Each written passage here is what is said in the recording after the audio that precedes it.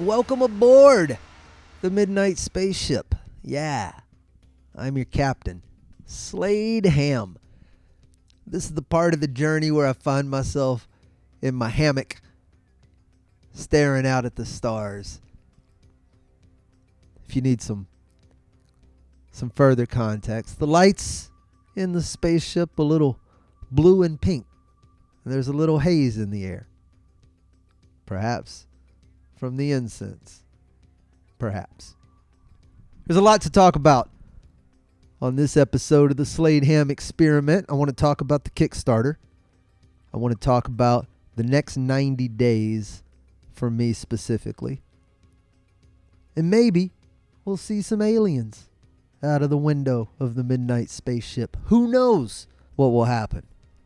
What's going on with the Kickstarter, Slade? Well, by the time you're hearing this, I'm not sure. It might have. It likely will have failed. Oh my God, what are you going to do? Aren't you worried? Well, of course, but these are the sorts of things that you decide ahead of time. What if it doesn't work? Well, can I allow that to sideline an entire project? Most of this is going to venue rental. That's the part I got to figure out. It's not cheap to shoot a special. But I'm already committed to the show. The date's in stone. I've written the hour of material. I've already hired all the crew. I deeply believe that if you have a safety net, you'll use it.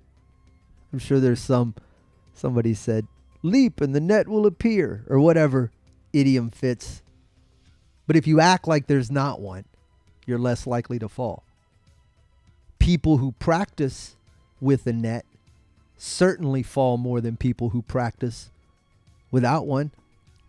That's a terrible metaphor. It doesn't work at all. Because, of course, that's true. If you practice without a net, you only fall one time. You can only fall one time. And then they have to Roomba you off the concrete below. Put your own metaphor in there and make my point for me. What I'm trying to say is that this special is going to happen no matter what. I just have to solve the problem a different way.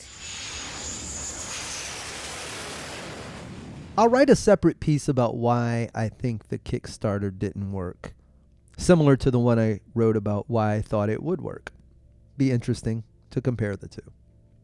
But in parallel to however I plan to solve this problem, I'll also be spending the next 90 days online. That's my commitment to myself, to post at least once a day for the next 90 days between now and the special. 90 days, like teaching myself to go to the gym. 90 days of me posting in a row. That's the way I've got to treat the internet. I treat it like the freeway. I need it to get where I'm going, but everybody else on it is a fucking idiot. This was my feed this morning. I just needed to list it real quick so I could look back on it and remind myself that I'm not missing anything.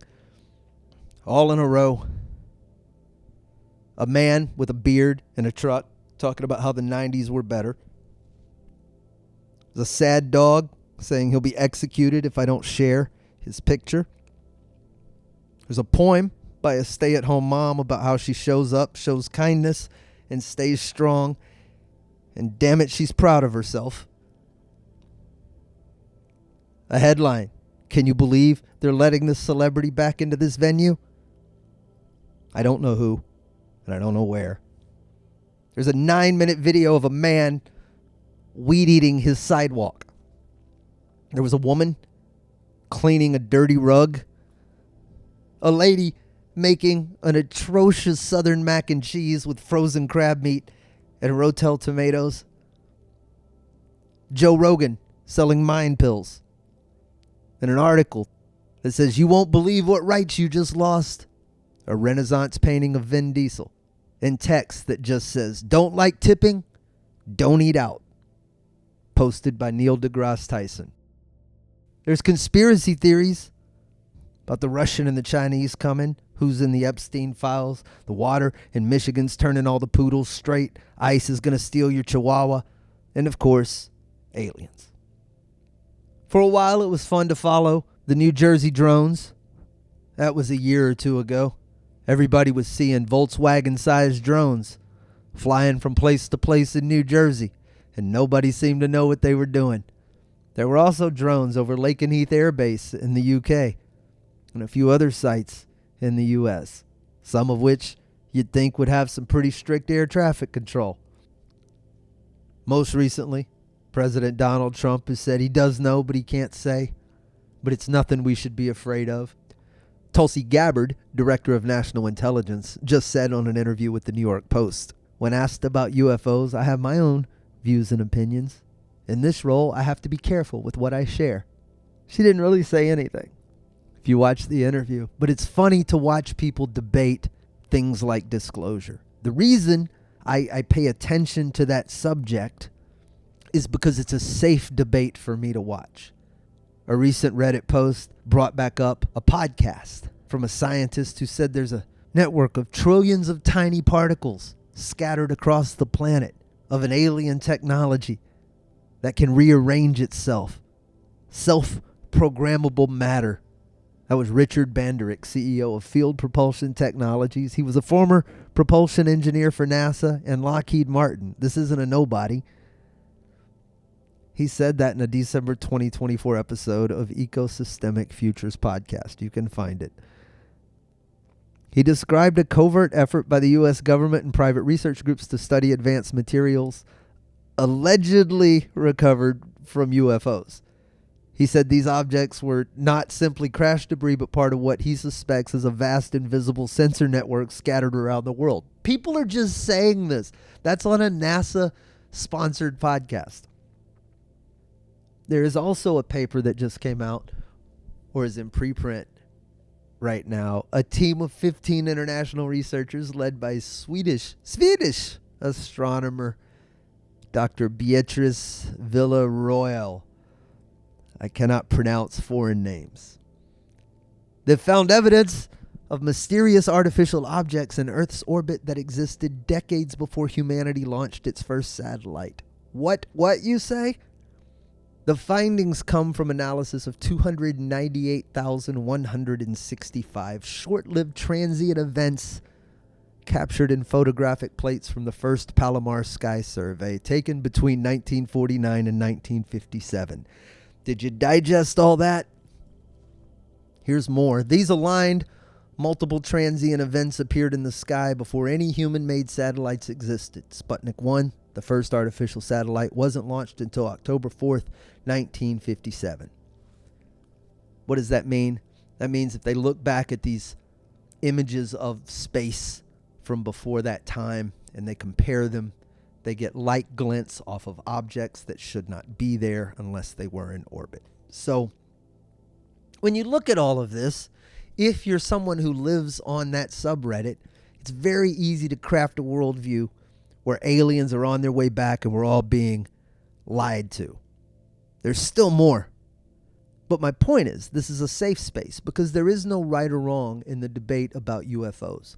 No matter how intelligent you are, what you know, what you have been to school for, what your education might be, you simply are making shit up when it comes to aliens. So I watch these people debate and they go Google a bunch of stuff, and then worse, they get ChatGPT to write scientific answers for them, but they still show up with the same bullet pointing and headers and organization, and it's like watching robots argue with each other. But it's all these people so confident in what they know. They're all waiting for the world to end and the aliens to do it. There's a comet on its way towards us. It'll spend some time on a road trip this fall, getting closer and closer to our sun. It's not the first comet that's captured humanity's attention. Scientists in 1910 thought Halley's Comet was going to end the world when the tail swept past Earth and poisoned us. In 1974, Hale-Bopp made an entire cult of people commit mass suicide. That was Heaven's Gate. 39 people, led by Marshall Applewhite and Bonnie Nettles. I tell you what, if Marshall Applewhite and Bonnie Nettles came up to me in a bar and tried to get me to go, I wouldn't go play pickleball with them. I wouldn't go play pickleball. Anyway, I wouldn't join. I'm trying to think of a thing that I might get invited to do at a bar by Marshall and Bonnie. I wouldn't do it. But they got 39 people. They all wore tracksuits, put $5.75 in their pocket, and drank a bunch of poison. This is why I'm leery of fitting in. Everybody's doing it. Why aren't you? This is why. Tracksuits, Nikes, suicide. And now there's another comet on its way. 3I Atlas. On Reddit, mainly because of Harvard astronomer Avi Loeb, who, along with his colleagues, has speculatively proposed that Atlas could be an alien probe. He cites its unusual brightness, its trajectory alignment, and its lack of a comet tail. NASA, also an authority on the subject, along with almost everybody else in the scientific world, categorize Atlas as a natural comet. They say it has a dust coma, speed, and trajectory consistent with known interstellar comets. But this is the problem with credentials. Crazy people are everywhere. You can be absolutely qualified on paper and still batshit nuts. Be careful who you believe. I think people just want to believe. I watched them make the excuses left and right when the drones were being posted and videos were going up. Some of them had clearly blinking red and green lights, perfectly in line with modern air traffic. Others were exactly where stars would be and looked exactly like stars would look if filmed out of focus.